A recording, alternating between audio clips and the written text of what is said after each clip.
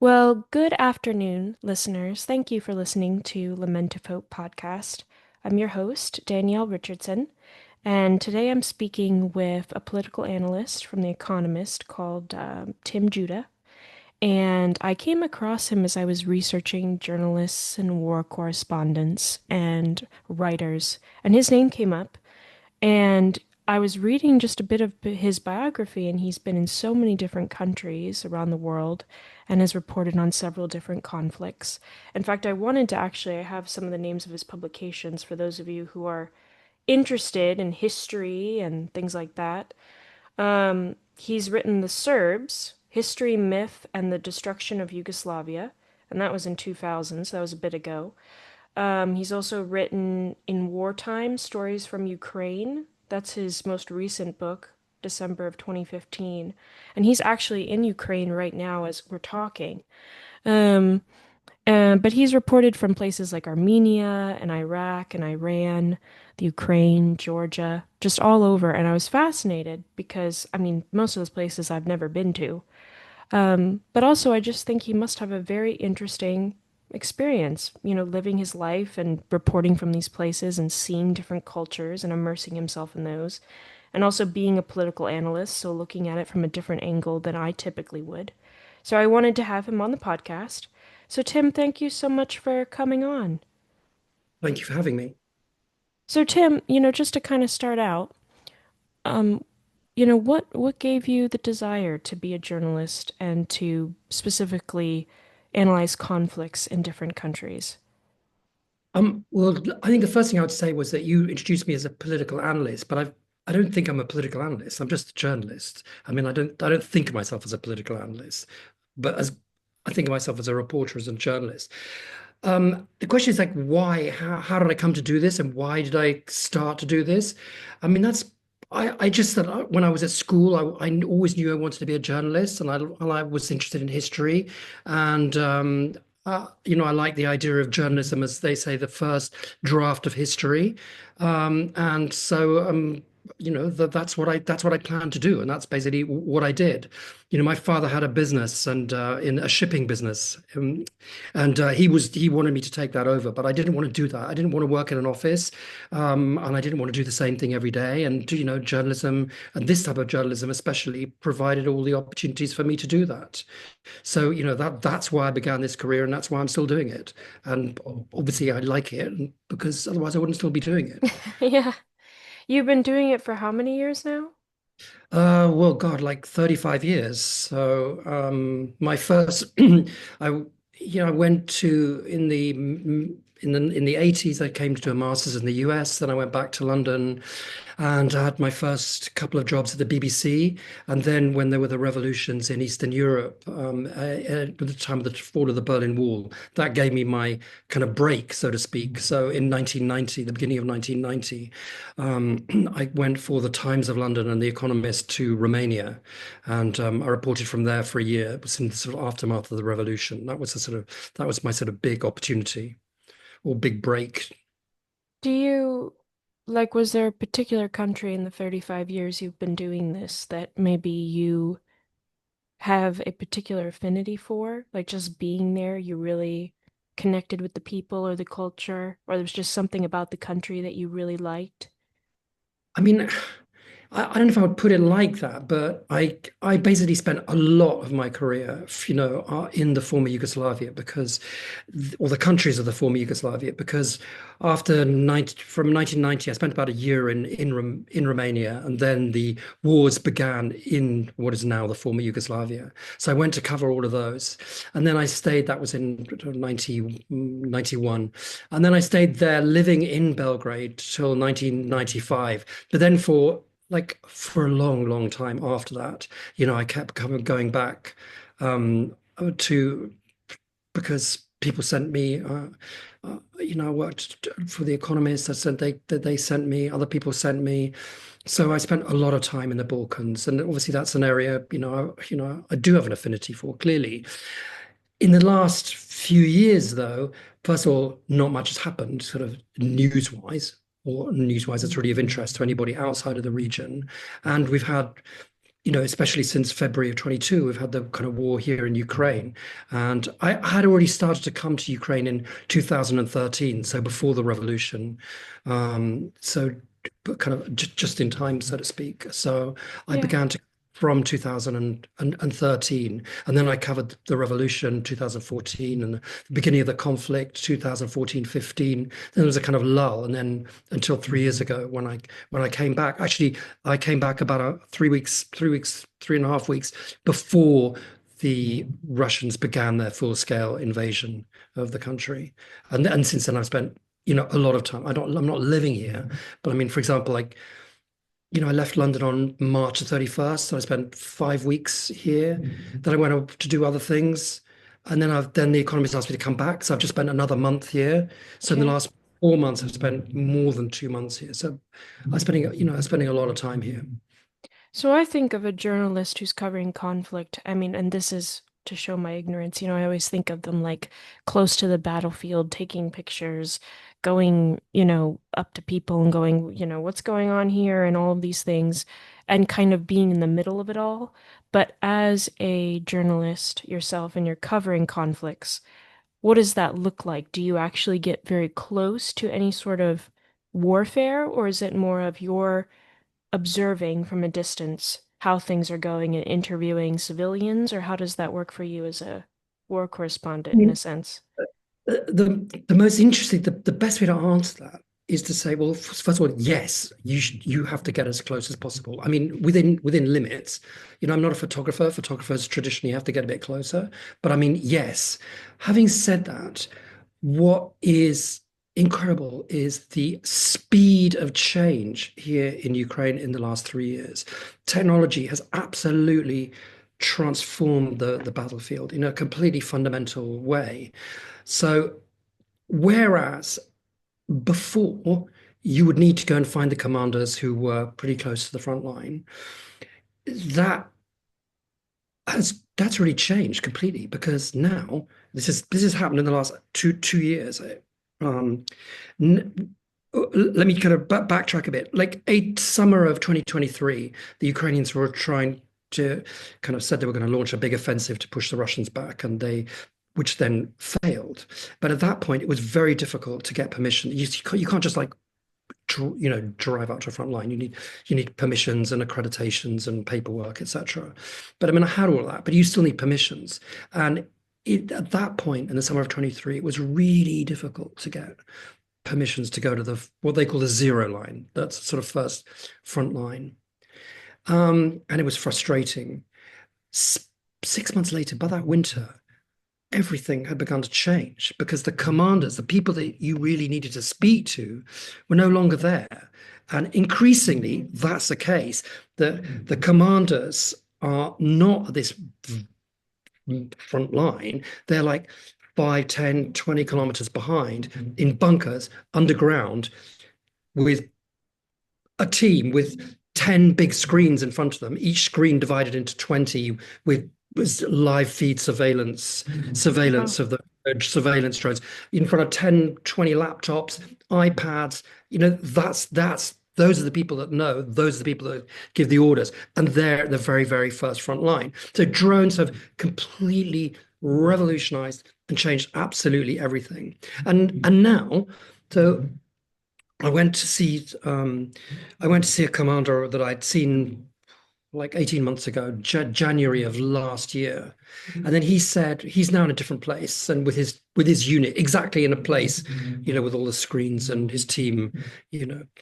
And he said, well, the place where they had been had become too dangerous, so they'd moved back. So now they're in, well, there's an expression which is used, which is the kill zone. So you have this kind of line, okay, but basically, since you've got surveillance drones 24/7, mostly above hundreds of kilometers of front line, that anything that moves in at least in the first few kilometers you just you can't really move. It's just you just die. But up to 10, 12 kilometers is this kill zone on either side, which then gets a bit less dangerous by 12 kilometers because a lot of drones don't get through. they get jammed or they get shot down or whatever. So you it's increasingly difficult to get to the very first front line anyway. The commanders, the people are not there, and increasingly, in the last few months or the last 2 years, this kill zone has been increasing. So people are kind of commanders are moving back, things are moving back, and in places which 18 months ago, in any other war in history, which would have been kind of fairly safe to drive around in, now they're not because you never know. Well, it's difficult to know when a drone's coming and sees you and somebody gives an order to fire. Hmm. So I mean, I went to this town called recently called Kostiantynivka, which was already kind of dangerous 18 months ago, but it was dangerous from artillery. But now it's dangerous because as the commander there said, he goes, 90, we control the land, but around here, but 90% of the sky is controlled by the Russians. And that I think is probably the same, maybe a bit of a lesser extent to a town that the Russians control on the other side of the front line, equidistant. But for example, now cars or military cars anyway, that going to places like that, they built these kind of nets around them or fencing around them, and they built net tunnels. So at certain places which are deemed dangerous, Hmm. can't go into these net tunnels, which are basic anti-drone devices, and all cars now, they all military cars who drive anywhere near the front line, they will have this kind of collection of what look like kind of weird bits and pieces on the roof, but they're all anti-drone devices, different types of anti-drone device. Have you seen um a change in the feel of the area, like with civilians and with just, I don't want to say aura, that's such a bad word, but just the atmosphere? Has it seemed to change at all as to how people operate or talk to one another or how the community feels, I suppose? I mean, the first thing to understand is that, Ukraine is a huge country.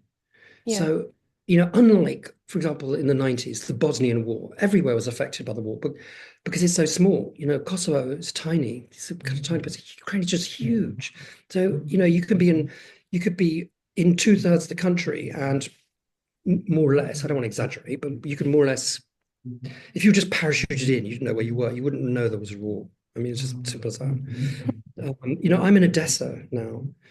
So Odessa is like, it's full of people on holiday here because life goes on. People have got used to it. Closer you get to the front lines, things begin to change. You know, there's less people, or it's tougher. But apart from that, in most of the country, people have adapted. Then you have kind of, you have frequent alerts, air raid alerts, and people are getting killed, but it kind of sounds terrible to say this, but the chance of getting killed is actually statistically it's pretty small. It's like you could get killed by being run over by a bus in the middle of Kiev. More people might, I don't know, like I don't want to exaggerate, but I think that Yeah. that's a lot of people. I mean, last week it was bad, and then some people started going to shelters again. But I think for a long period, people have basically sort of stopped going to shelters because, I mean, most drones or most missiles don't get through. Yeah. But recently, there's been an increasing amount. But and some people, depending on where you are, where you live, and depending on kind of the type of building you're in, Hmm. depending on which building's facing, people make kind of decisions about whether they're going to, you know, go and sleep in the shelter or the basement, the garage underneath, or the bathroom or something, because it's surrounded, it hasn't got any windows. But it's kind of, how should I say, it is draining on people, and people are very tired of it for sure. Sure. But Yeah. I say, life does go on. I mean, in the first weeks of the war, I was here when it all began. So when I say war, what I'm talking about, and now I'm talking about this period of the war, because the war began in 2014. Yeah. But this period after the full-scale invasion, the first weeks of the war were totally different. I mean, there was like no one out. You could walk in the middle of the Kiev's main boulevard, because there were no cars. I mean, like everyone was kind of terrified, millions left, nothing was open. But gradually, people got used to it. Well, because it's lasted so long, yeah, you have to do something. You kind of have to keep going somehow. Well, yes, and people's children still have to go to school, and I Yeah. think schools. I mean, in some areas, schools gone underground. They built kind of underground shelters for school, or I think there's also quite a lot of kids who are, depending on where they are. I think it depends. Are still doing online school, but that does mean that there's a lot of kids who are maybe not even kids anymore, whose schooling has been disrupted since the beginning of COVID because they were already doing online school because of COVID. And it's basically as soon as that finished, then the war Yeah. started. Yeah. But that's really bad for the long run for education and for a lot of people, for a lot of kids. Well, and I I want to ask you this question. One thing that's hard for me because I did graduate with a bachelor's in journalism. And so I've always had a love of storytelling and a desire to hear narratives from people and to be able to share experiences. So I've been much more driven and drawn to the narrative side of journalism and more human interest stories than I have to geopolitical or conflicts or things like that. But one thing I wanted to ask you is that, as I just survey the news as your typical layman here, I what I find really hard and difficult for me is, a report will come out and it will be awful, and then the next day it'll be like, actually, this wasn't completely right. Here's the accurate information. And it seems like you're bombarded to this point where you're just terrified that the world is about to end. And then as time goes on, the reports change and things don't seem as bad as they do. And then there's these peaks and there's these lows. And I wanted to ask you because, when I think of the war in Ukraine, and when I've talked to other friends of mine in America, when we think about the war of Ukraine, you think about the whole country. When you say Ukraine, you think about, just awful things happening, all these things, and definitely things are, but there's a magnitude to it that scares you when you're listening to it. And so I want to ask you as a journalist, do you think the reporting of the Ukraine has been as accurate as it could have been in the sense of, for instance, you just told me that, and you're guessing here the best estimates you can. You're not trying to give exact numbers, and I understand that. But, if two-thirds of the country you could walk around and not think there's a war going on, but then as you get closer to the war zone, then there is. I mean, no one ever told me that. So I always figured that, the whole country is in turmoil. And so it's like, it's not to downgrade what people's pain is near the war zone or the pain of the country in general that they're in war. But I guess the way it's been reported or how I've perceived it is that it was like the whole country and that this was like just a terrible crisis. And I guess my question for you, since you're there, is that an accurate way to report the war in the Ukraine? And this is not to, again, I'm not trying to downgrade or make anything sound like it's not as important. It's just I'd never heard what you just said, so I'd always assumed it was like the whole country. Well, I mean, it would be the whole country if it was the size of Gaza, but it's not. It's a huge place. Having said that, okay, I don't want to over exaggerate this. I mean, as I say, I'm in Odessa. There's lots of people here on holiday, going to the beach, doing things which seem normal. But you don't know unless you start to talk to people. Some people may have had, everybody's life has been touched. Everyone knows people who've died. And, I know people, for example, the last time I left the country, or like 6 months ago, I was given a lift I was given a lift by this the sister of somebody, no, the cousin of somebody, and that I know. We drove to Poland, and then we're with my friend's sister as well. So hang on a second, let me just get this right. They live about as far away from the front line as you can get. They live very close to the border of Poland. Okay. Okay. And when you walk around their little town, it seems 100% normal.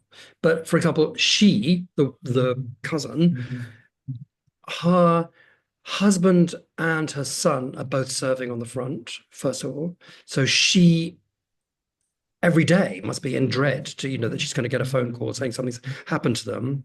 And Yeah. then sister of my friend, her husband, she's got two kids, two small kids. 2 years ago, her husband just disappeared on the front. I mean, no one knows what happened to him. I Mm. mean, he could be dead. He, but he, what I've done stories about people about missing people. He could well be dead. He was sent off. He went off on some mission with another colleague, and they both vanished. And I mean, and this was in a place that was heavy fighting. But often, not often, but quite a lot of times, the Russians, when they have prisoners of war, they don't declare most of them, and it's on purpose because they want to sort of cause unrest and unhappiness in Ukraine. So sometimes, I mean, I don't have the statistics, but you get prisoner exchanges and people come back who no one's heard a word of for 2 years or Mm. 2.5 years. So you've got people living in this kind of agony. Their husband could well be dead, but he might not be, and that uncertainty must be awful. But what I'm saying is that I'm being a little bit superficial by saying there's 2/3 of the country, that there's no war. I mean, I mean, you can't know what unless you talk to them, and which I do. You can't know what, as much as I can. You can't know what people are thinking, what their personal experience is. That's So I true. don't want to be Yeah. just superficial. But what I mean is that you could, there's in the Balkan Wars, as I said, there were small countries.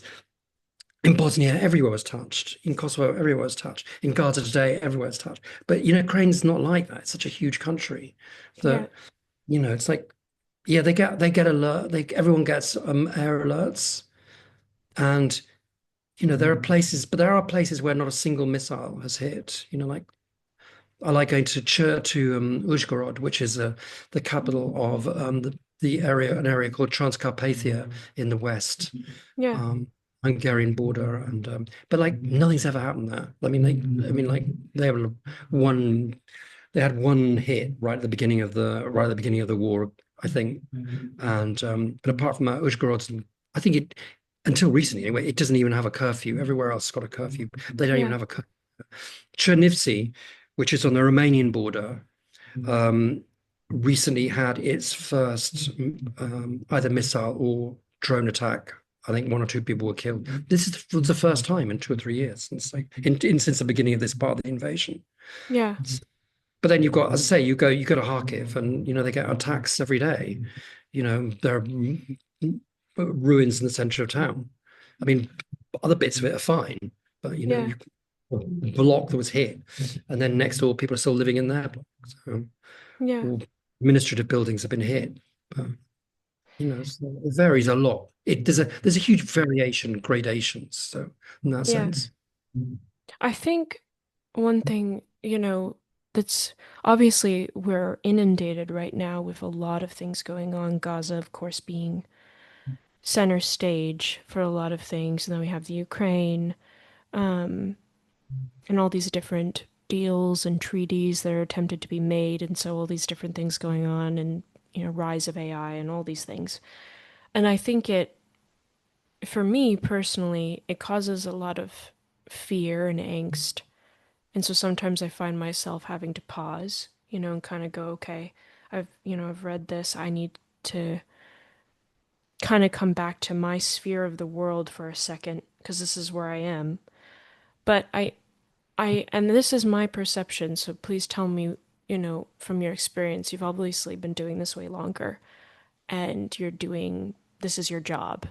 But I have found that when just coming across media in general, it seems less informative to me as it does more just causing a lot of angst. So like it's like you read one article, then the next one, the next one. It's like just building an angst. And I know a journalist is supposed to, you know, share the facts as they see them. Obviously, there's going to be some bias in it in the sense that each person has their own beliefs, they're seeing the world through their own perspective. And so that has to be taken into account. But it seems to me like there's just so much reporting nowadays that has to be quick that there's not enough time to know for sure if everything you're saying is accurate because you're just trying to meet all these deadlines. Now, I'm just talking about kind of general media here from an American perspective, and it kind of make cheapens what it's supposed to be because you don't you're like, okay, well, this could change tomorrow. This may not be the accurate information because they got it out 1 minute after this supposedly happened, you know? And so I wondered for you as a journalist, um, like, have you noticed anything like that, like in the journalistic sphere in general, that there's this less of, okay, how can we give the most accurate information and more of just what is the most, you know, how can we just make this so angsty that people are just like, they're driven to this article, they're nervous and like this emotional pull, which isn't necessarily bad if the emotion is relevant to the story. But it just seems to me like more of it is emotional and to make you more nervous and scared than to give you accurate information that can just help you understand something better. I mean, I think it. I mean, I don't know what you're reading, so I think it depends on what you're reading or what you're watching. But I think the simple answer is probably is you pay you get what you pay for, and the fact is that I'm really lucky. I work for the Economist, which has got money to put into the war, so I've got I you know it's incredibly expensive to do this. It's just phenomenally expensive. But if you and I think there are probably less publications and less media outlets in the world today which have got that type of money and are prepared to put that type of money into it. But I think that Okay. if the publication or media outlet, has money and is dedicated to getting the story and getting it right and getting reporting right, then you should be in safe territory. But I think, like, I think money is incredibly important. And if some media outlet doesn't have the money, or their main aim is to get something out within 1 minute without checking, well, then it's not a serious thing to follow.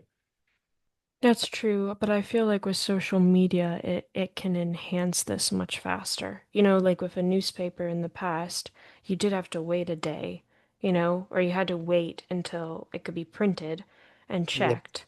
But now with social media, I mean, all you have to do is someone posts something and then and then a news article or a news organization is going to see that post and then they're going to share it and then everyone's going to go, oh my gosh, is this what's happening? And then there's all this confusion. And then 2 days later, here's the actual report. I feel like, I mean, social media obviously does help with information. And obviously, we're using technology right now for me to talk to you in the Ukraine. But I've wondered in many aspects if it's help cheapen the journalistic. I actually think that, I mean, I don't know about you, but amongst people that I know, people are using social media much, much less now. Like the kind of Twitter, X. I don't really know people taking it serious, using it as a particularly serious source anymore. Not in the way that they used to. I think that and I think that there's kind of much. I mean, amongst people that I know, there's much more kind of, I think, what is it called, media literacy, and people know what to take seriously and what not to take seriously, and can kind of, not always, of course, and then their biases come in. But I think uh, I'm not. I personally don't feel that problem that you're talking about. I mean, it may be that a lot of people do, but I don't feel that. I mean, I kind of like instead I kind of know from experience what's serious, what I need to take seriously, or who I need to take seriously, and who I don't need to take seriously. There Do are you certain outlets which I'm going to look at, or I might see them on social media and then might kind of follow it up. But there's a lot of stuff that I don't need to follow. I don't, I know that it's not serious. what just for you personally, what kind of outlets or what kind of leads do you find the best to pursue as a journalist if you're like, okay, I need to get more information on this particular event? What, I mean, you you first of all, it's good in my if it's possible. It's not always possible, but it's Yeah. always good, like to if you cover something for quite a long time, you build up obviously your own network of contacts and people that you know are reliable, etc. Um, when I come to Ukraine now, I've got an idea of more or less I'd like to do this or this or this. Then there is a news item. Then sometimes news interferes, and you've got to kind of pursue that. But then, as I say, money makes a big difference. The Economist will have a producer slash fixer who I will work with, who has his own or her own vast numbers of contacts, and say, let's go and Okay. talk to this person, or let's not talk to that person, or that person's biased, or this person's good. So, it's a question of your own contacts and your producer contacts and your and experience as well. Yeah. But also, Experience. you're doing a lot of your own legwork and research. Yeah, but I mean Yeah. that's what you do. Sure, yeah. Yeah. I think, like you said, I think it is important that for those of us, the ma vast majority of people who are not journalists and are not doing the legwork and are simply scrolling through their phones in the morning to find out what's going on in the world, you know, to have those outlets, to take the time to find those outlets, which even I have been guilty of not doing as well, that or at least can trust to some degree because nothing's perfect, is going to be giving you the most accurate information that they can. Because the journalists that of this particular organization or whatever it is are actually doing the legwork to find the information that you need. And like you said, that may require money, which is, why there's all You these the money. subscriberships and things like that. It's not May. I mean, it does require money. Yeah. It does that. I mean, as I said, you get it, you get out what you put in. If there's money, then you've got time and resources to do this to do the job properly. If you don't have time and money, then you don't have the then there's no possibility to do the job properly. How I wondered, how is it for have you seen that more people now want to pay for the news? Or is that still a challenge for news organizations to encourage readers to pay? I don't know. I mean, it's not my kind of field. I'm a journalist. I'm not. I mean, that's a sort of business question. I don't know. I assume that with big organizations like the Economist and the New York Times or the Washington Post, which also actually is owned by Jeff Bezos, isn't it? But I mean, I'm assuming that they either have enough money of their own through Jeff Bezos, or they sell enough to be able to be profitable and sell enough advertising to be profitable to make it work. But I think a lot of publications don't, and that's why there's less foreign news in many publications. I mean, also there's also a lot less publications. The US used to be full of kind of regional papers, regional Yeah. local papers. Like in Britain, it used to be full of regional and local papers. Well, there's much less of it because it wasn't profitable. So some things of the big there's some big organizations which have survived and doing fine, but a lot of stuff has gone by the wayside. But I assume that the stuff which is there today is doing okay. Is But I there, don't know. I mean, that's not. It's not. I'm not that. As long as they pay right. me and they give and Yeah. they give money to do the stuff, that's my main concern. I'm less concerned about their advertising revenue or their subscribership. Do you find when you're writing on a certain event or writing about, obviously you've written several books, um, in publications and articles and working for The Economist. Um, do you find if there's any particular worldview for you that you hold or any, like, how do you, um, what's the word I'm looking for? How do you parse out your own biases when you're writing an article that you are? putting out to the public? Because obviously, I mean, everyone has them because they're people and human, and so they see the world a specific way.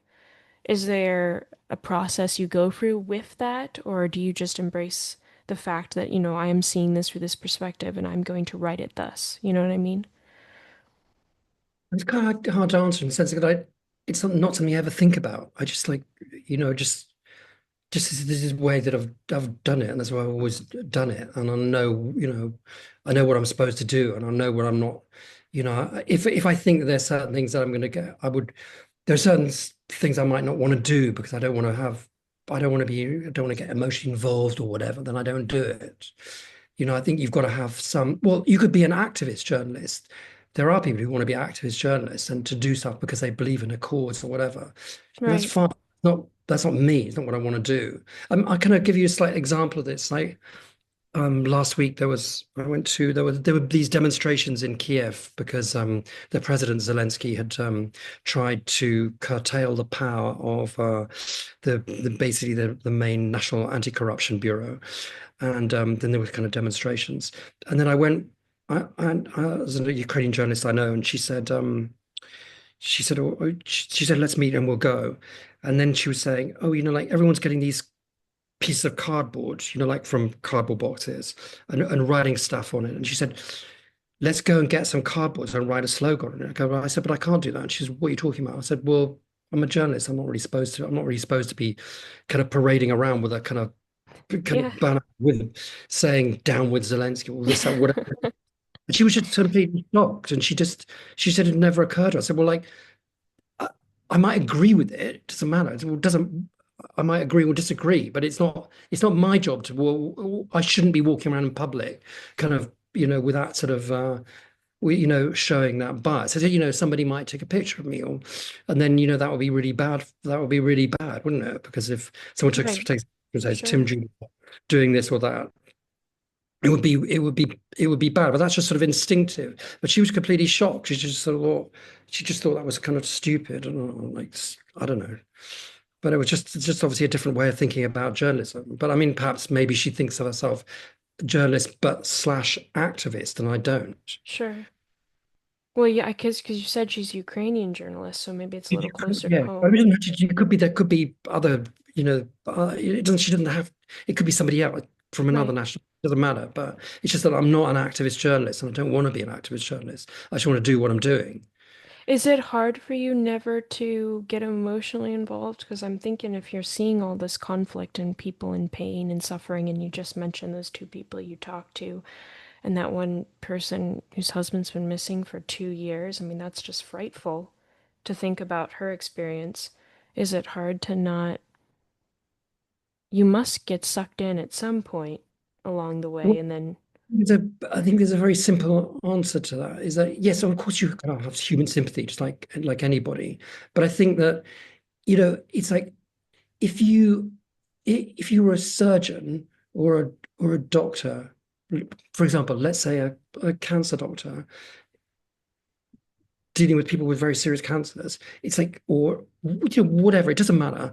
You can't afford you wouldn't expect them to become kind of emotionally involved with every patient. Do you know what I mean? It's like you wouldn't be able to operate if you became right, yeah. you have to have some distance. And so I think doing this type of job, it's the same. How do you do it though? How do you have that distance? Is there some discipline or practice or boundary that you intentionally work on or put up that you're like, okay, I'm getting close to crossing this boundary with this person I'm interviewing or this situation, and so I've here, I don't think I've ever really thought about it, to tell you the truth. I mean, okay. I've never actively thought about it like that. I mean, I just kind of like known that instinctively. Or maybe it's experience. I don't know, but I've never really, I've never, I, I've never really thought, oh, I'm in danger of becoming kind of emotionally involved here or letting this get me down. I don't, and I think also there's another thing which you wouldn't know unless you'd done it or you were a journalist, is that sometimes when there's kind of be something kind of really dramatic and awful, Right. or there's dead bodies or whatever, you um it, instead of getting emotionally involved, you're thinking, or you can be thinking, how am I going to get this story out? How am I going to write this? You sort of, there's a lot of practicalities as well, because Yeah. there's no point in seeing all this stuff unless you can write it and get it out. I mean, it's easier now than it used to be because communications are easier. But I do remember like in the 90s in Bosnia at one point, it's like one of the first, like a mass grave was opened up, and we were taken to see this mass grave, and it was winter, and it was sunny, and it was in this kind of wood, and it was just completely gruesome because the sun had come out, and the bodies had basically been frozen, and then they started steaming. It was really kind of gruesome, and then you could see that some of them had their hands tied with wire and whatever. It was really awful. But all I just I mean, my main worry was like, how the hell am I going to get this story out? Because there were no phones. We didn't have mobile phones then. Communication was really difficult. I was kind of really more panicked about that. Where am I going to find electricity to write this story, to do this, or write? Am I have to write on paper? Think of like all the practicalities. And okay, this communication problem is less now, or in my experience, it may be different in different places. But I think that there is an element where the sort of journalism job really kicks in the sense of not not being emotional or not being overcome, but what are you here to do? You're here to get a story, write it, get it out. Yeah. I would wonder, and I'm just asking this out of curiosity, do you think that there would be some people that would be hard to, because I'm thinking even of myself, I think that's one reason why I didn't end up doing the typical journalistic route is because it was very hard for me not to become very empathetically involved and like carry it with me wherever I was going and just think about it all the time. Like even when I was doing stories for my school paper, which is just, a little paper in the middle of nowhere, um, it was hard, if I was interviewing a student and they were sharing with me about a suicide that had happened in their family and I was writing that up, or if I was writing about someone who had gone through, I remember talking to a man who'd lost his limb in a motorcycle accident and having to recount that story to me, and then I needed to recount that, in the story. It was hard not to keep thinking about that person and the suffering they were going through. So I wonder if, for some people, journalism in its strict form, in the sense of being able to write it with the informational sense as opposed to the more emotive side of it, is too hard to do for some people. Well, I guess so, but I guess I don't see many of those people because they're not. If it was like the case, then they're not doing the job, are they? So, I mean, it sounds like you discovered that this was not for you, so you're not doing it. I mean, anyway, journalism is there's 1,000 different ways to do journalism, aren't there? You could be a sports journalist, or you could write about celebrities, or you could write film reviews, or you could write a million other things where that type of emotion doesn't have to get involved. But in this type of journalism, I guess if there are people who find it very hard, then they're not doing it, so they're not here. That's true. It does seem like you see things very practically. Well, I mean, um, there's the famous photographer for the New York Times called Lindsay Addario, and she wrote a Yes. book recently, and the book's entitled "It's What I Do," and I thought, yeah, that's a perfect title for a book. It's what I do. Yeah. If you haven't read it, you should read it. It's very good. No, I'm actually in communication with her and hoping to have her on the podcast because I Oh, do okay. really Well, admire good. her Well, work. I don't know what she'll say, but she wrote a very good book. Yeah, yeah, she did. Um, can I ask, in your time as a journalist and in seeing conflicts and talking to so many people, has your view of the world changed at all since you started being a journalist? to Well, you now? warned me in an email about that you were going to ask me this, so I was thinking about it, and I don't think it has really. I don't think I don't think it has changed my view of the world and like how bad people can get or how bad leaders can get or how I don't think it has. I mean, it's in many ways the world's a better place than it was before in many respects, but in other respects it was, as we say, it was ever thus. So no, I don't think it's changed. Yeah.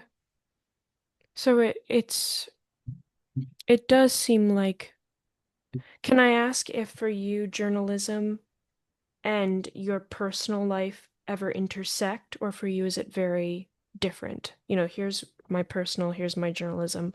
Or do you find that when you think of your identity as a person, it's always journalist? No, I haven't, but I I haven't had that problem. But then I'm very lucky. I've got a wife who is accepting and happy that I do what I do, and and five kids, and they're all happy about it. It's like, well, I think they're happy about it. I don't know, but I mean, but anyway, but she goes, well, you don't know how lucky you are. She goes, so many wives, there are a lot of wives who would never let their husbands do what you do. You're pretty lucky. I think she's kind of happy that I'm not there 24/7, 365 days a year. I think she'd find that annoying. So she's kind of like, okay, he's gone away for a month, but okay, a month's enough, come back now, or whatever. But no, I'm very lucky. I've got a kind of, I've got a very happy family and I don't have that problem. But I think there are, perhaps a lot of kind of journalists or correspondents who do this job, who might have problems, who might find it difficult to settle down and, you know, f find a partner who accepts what they do and is happy about it. Yeah, But not in my case, I'm really lucky. yeah. Well, because it's a hard profession. It takes a lot of time and intentionality, and for you, a lot of travel, especially if you're covering conflicts. And so there has to be that flexibility. And that's true, like you said, I would think for some people that's very hard to just balance all those things well. I think also that my wife's, well, I've heard her say this a few, times. That She says it's kind of easier now because communication is so much easier. She can like, like she can I can speak to her twice a day. I can kind of we can message each other, and she can see what she can literally see what I'm doing on the Find My app on the phone. She can Yeah. see, so she's like, so I think that kind of makes it easier. During the siege of Dubrovnik in Croatia in 1992, 1991, the end of 91, sorry, end of 1991. That was really difficult because, like, there were no communications and, like, I didn't speak to her for 2 weeks or whatever it was. It was just really hard to communicate. So, Yeah. we have phones and that, but, that's one of the things that's changed. Interestingly, when the conflict here, the full-scale conflict here began, I kind of like ran around getting as much cash as possible and kind of making these kind of and worrying about communications and trying to work out what I was going to do when the phone signal went down and there was no more internet. But it just never happened.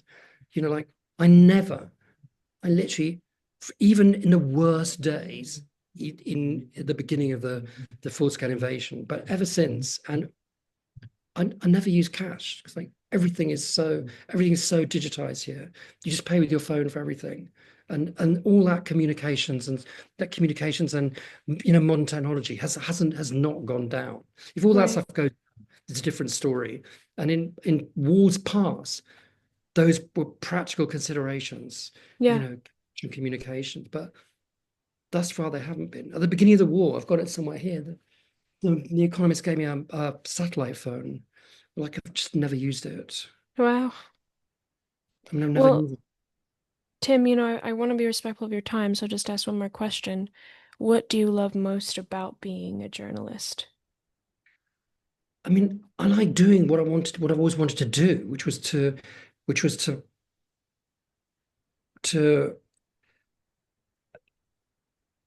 see history in the making. And I like what I'm doing also because the journalism that I am lucky enough to be able to do means I don't have to go to an office. I never go to an office. Yeah, And I it's true. work in, I don't have to work in teams of other people. I basically come here and I say to the editors, we should do this or we should do that. And they go, yes. I never speak to them. It's like, speak to them. It's like an odd email message, and I'm completely left to my own devices, and I can do pretty much what I want to do, and they're paying for it all. So, and I think that's pretty rare, and it's It rare. is. It's rare, and it's it used to be easier.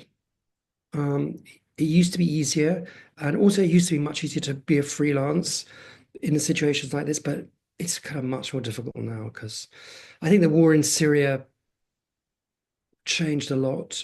I didn't go to Syria, but I'm saying I think the war in Syria changed a lot, especially for freelancers, in the sense that um, people became, or news organizations suddenly began to take responsibilities responsibilities more seriously, in the sense Yeah. that should we be taking something from somebody and then have no responsibility whatsoever in return. And then you had people, journalists like Austin Tice disappeared, other journalists, killed. Then they began to take things a lot more seriously.